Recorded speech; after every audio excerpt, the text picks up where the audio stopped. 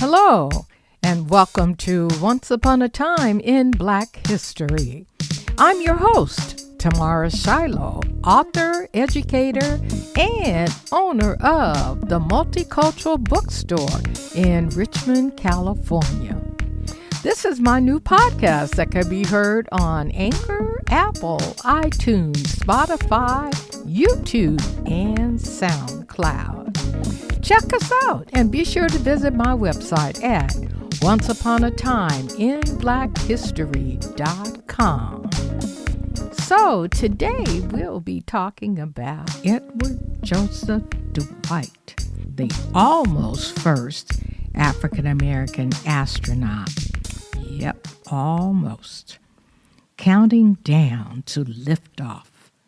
Dangerous trips to the upper reaches of Earth's atmosphere. Gravitational forces powerful enough to pull blood from the eyes. The sound of immense power unleashed in barely controlled fury. Thundering toward the sun. Zero gravity. This was the thrill Edward Joseph Dwight, a Kansas City, Kansas-born altar boy turned airman, wanted more than anything else. As a child, he visited the local airport every day, where he studied and drew airplanes. He loved art, but his dream was to fly.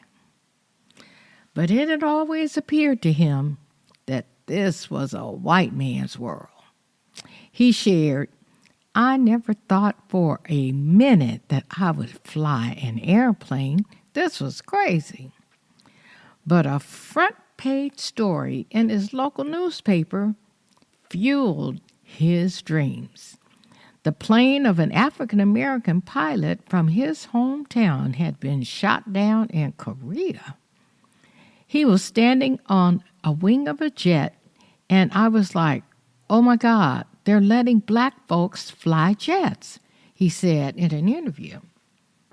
Edward enlisted in the U.S. Air Force in 1953, where he would rise through the ranks from cadet to second and then first lieutenant, and later to captain. And while training to become a test pilot, he attended night classes at the Arizona State University. He graduated in 1957.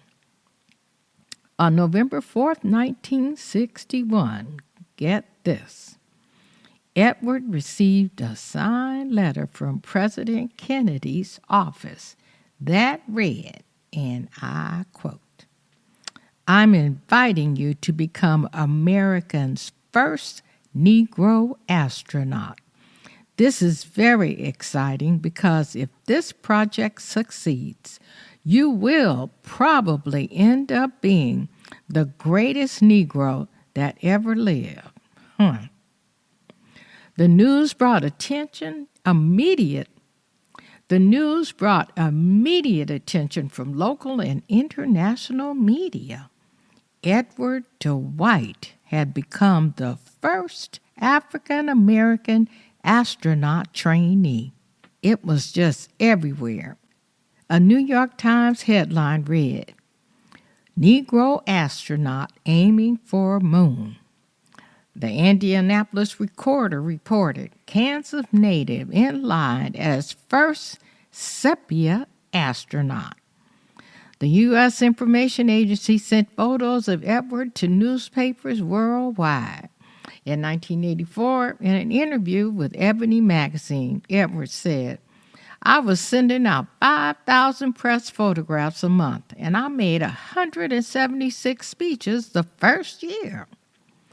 The civil rights movement and the space race seem to have come together during that time. But things changed. After President Kennedy's assassination, NASA did not select him. He later shared that the racial politics and a lack of career opportunities encouraged him to resign from the Air Force in 1966, never getting the opportunity to go into space.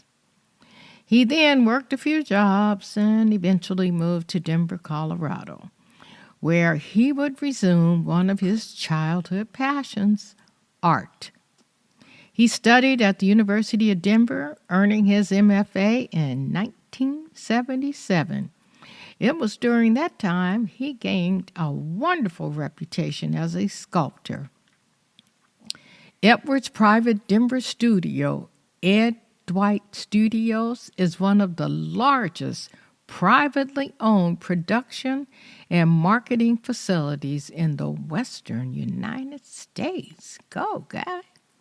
Over the years, Ed has been featured in nearly every form of media, highlighting his art career, his life experiences as the first African-American astronaut candidate in America, event appearances, unveiling, seminars, lectures, and honors too many to list. However, he was a great man. Now imagine that.